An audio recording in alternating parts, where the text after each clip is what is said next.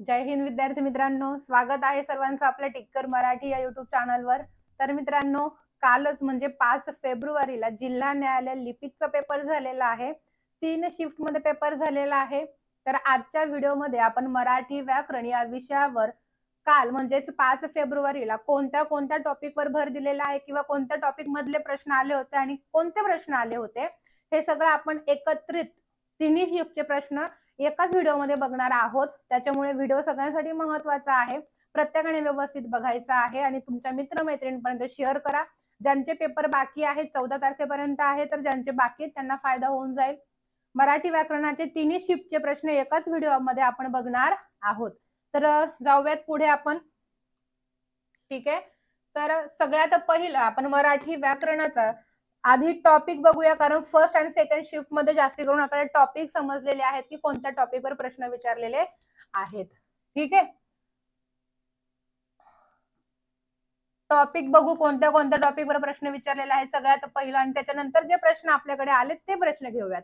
सगळ्यात पहिले तर प्रयोग टॉपिक विचारलेला आहे। ठीक आहे, सगळ्यात पहिला तीनही शिफ्ट मध्ये प्रयोग या टॉपिकवर प्रश्न होता। त्याच्यानंतर प्रयोग मध्ये जर बघायला गेलं तर आपण सगळ्यात पहिले तर आपल्याला समापन, पहिल्या शिफ्टला समापन कर्मणी प्रयोगावर प्रश्न विचारला होता।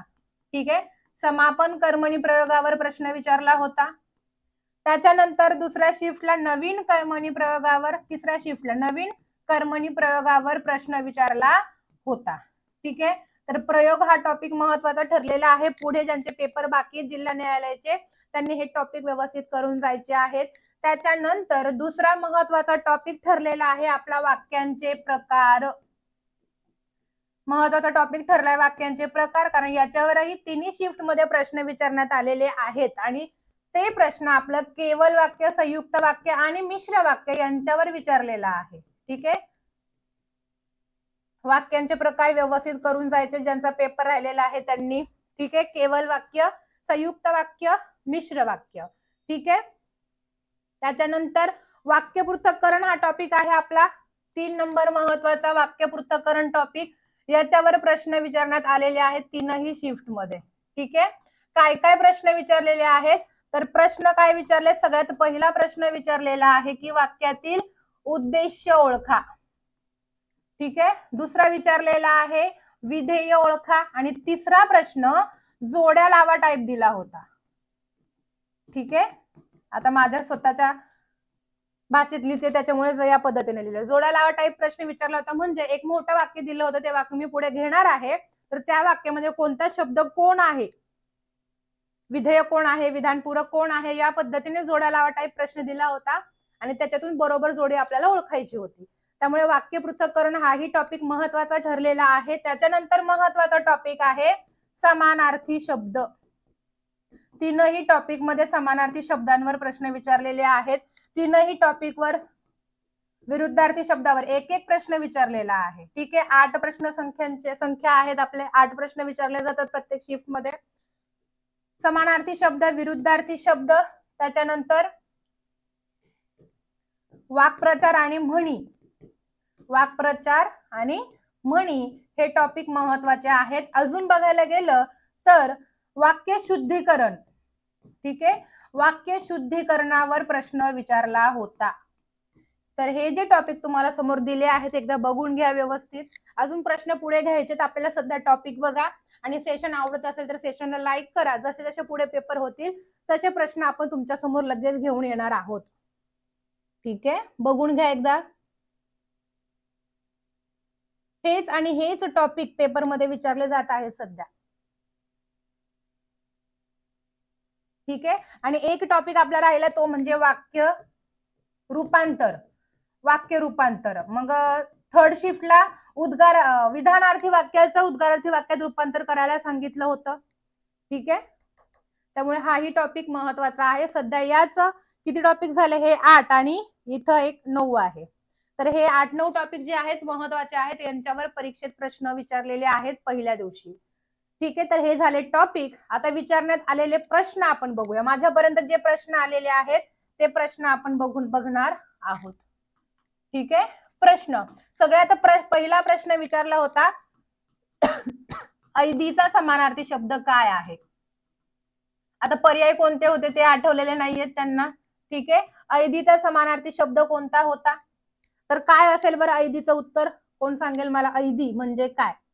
माहित असेल सांगायचंय मला, नाही तर मी आहेच तुमच्यापर्यंत पोहोचवायला.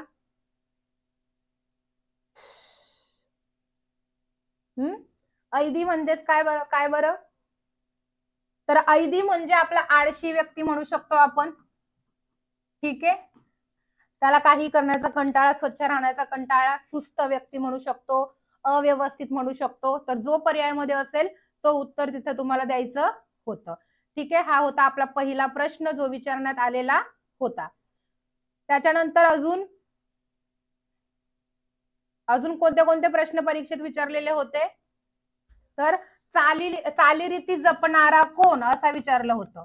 चालीरीती जपणारा. तर काय उत्तर आहे याचं?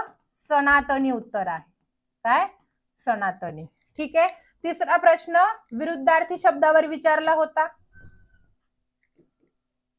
विरुद्धार्थी शब्द ओळखायचा होता. कोण होता? काय होता शब्द? विरक्त. विरक्तचा विरुद्धार्थी शब्द काय असेल? माहितीये कोणाला? ज्यांना माहित असेल त्यांनी उत्तर द्यायचंय, ज्यांना माहित नसेल त्यांना मी सांगणार आहे. ज्यांना सेशन आवडतंय त्यांनी सेशन लाईक करून घ्यायचंय. ठीक आहे,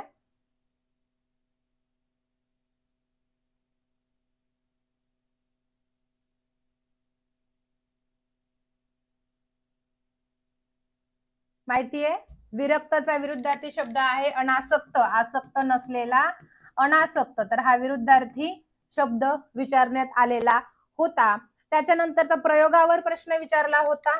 ठीक आहे, प्रयोगावर कोणता प्रश्न होता? डॉक्टरांकडून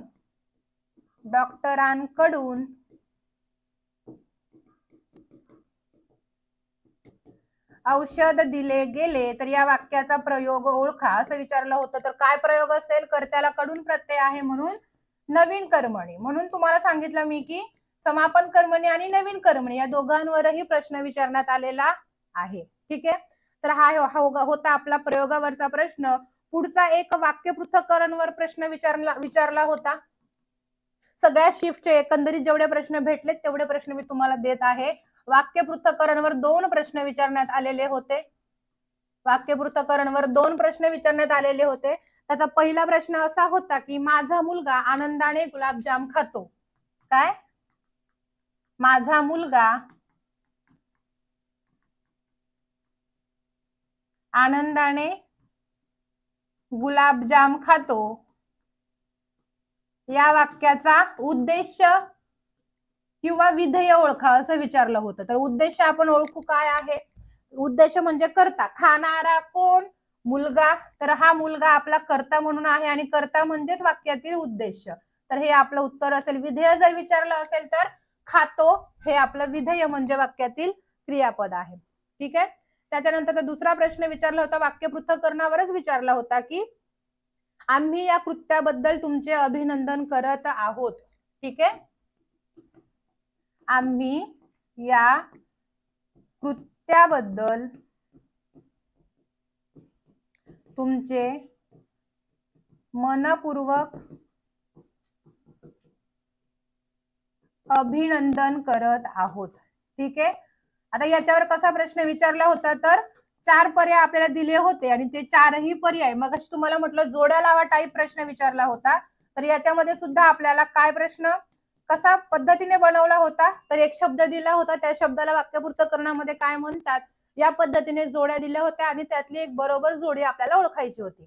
ठीक आहे, उद्देश आम्ही दिलेलं असेल, कर्म अभिनंदन दिलेलं असेल, विधेय करत आहोत दिलं असेल, या पद्धतीने दिलं असेल आणि योग्य जोडी कोणती असं ओळखा. तर या पद्धतीचे प्रश्न सुद्धा तुम्हाला करून जायचे आहेत. त्याच्यानंतर उद्गारवाचक एक वाक्य दिलं होतं, वाक्याचं रूपांतर करायचं होतं की ही इमारत खूप उंच आहे. ही इमारत खूप उंच आहे हे साधं वाक्य दिलं होतं. तर या साध्या वाक्याचं उद्गारार्थी वाक्यात रूपांतर करायला दिलं होतं. ठीक आहे, उद्गारार्थी वाक्यात रूपांतर करा असं सांगितलं होतं. काय होईल उद्गारार्थी वाक्यात रूपांतर? ही इमारत खूप उंच आहे म्हणजेच किती उंच आहे ही इमारत आणि उद्गारवाचक चिन्ह येईल शेवटी. या पद्धतीने त्याचं उत्तर तयार होतं. तर वाक्य रूपांतरवर सुद्धा प्रश्न विचारले जात आहेत. त्यामुळे ज्यांचे पेपर बाकी आहेत त्यांनी व्यवस्थित एकदा हे सगळे टॉपिक बघून जायचे आहेत. त्याच्यानंतर विरुद्धार्थी शब्दांवर प्रश्न विचारले होते. ठीक आहे, विरुद्धार्थी शब्दांची योग्य जोडी ओळखा असा प्रश्न विचारला होता. आता 4 जोड्या दिल्या होत्या, कुचंबणा, तत्परता वगैरे अशा 4 जोड्या होत्या, 3-4. ठीक आहे, कुचराई, कुचंबणा, तत्परता यासारखे शब्द होते, कुकर्म, सदाचारी वगैरे होते. तर त्यांच्यापैकी योग्य जोडी फक्त आपल्याला ओळखायची होती. किंवा एखादी चुकीची जोडी असेल, मग 3 बरोबर असेल, 1 चुकीची असेल असंही विचारलं असेल, किंवा 3 चुकीच्या असेल, 1 बरोबर असेल, किंवा बरोबर जोडी किंवा चुकीची जोडी ओळखा. या पद्धतीने याच्यावर परीक्षेत प्रश्न विचारला होता. आणि अजून एक प्रश्न विरुद्धार्थी शब्दावर होता, तो म्हणजे खालीलपैकी